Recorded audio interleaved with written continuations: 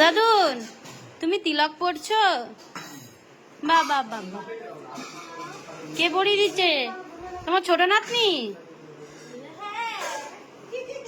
দেখি, বলি বাবা কি সুন্দর লাগছে। দাদু তোমার তোমার ভগবানের ঘর কি তাহলে সবাইকে দেখাবো? দেখাবো? হুম, হ্যাঁ সুন্দর মানিয়েছে।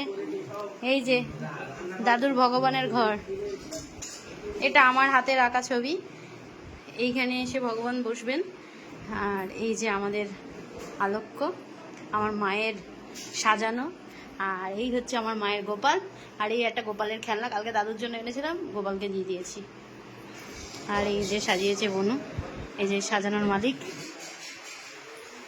এই যে এখানে ঠাকুরের খাবার থাকে, এখান থেকে মাঝে মাঝে আমরাও একটু চুরি করে খাই। ভাই বলেছে দিদি আগে খাবে তারপর সবাই।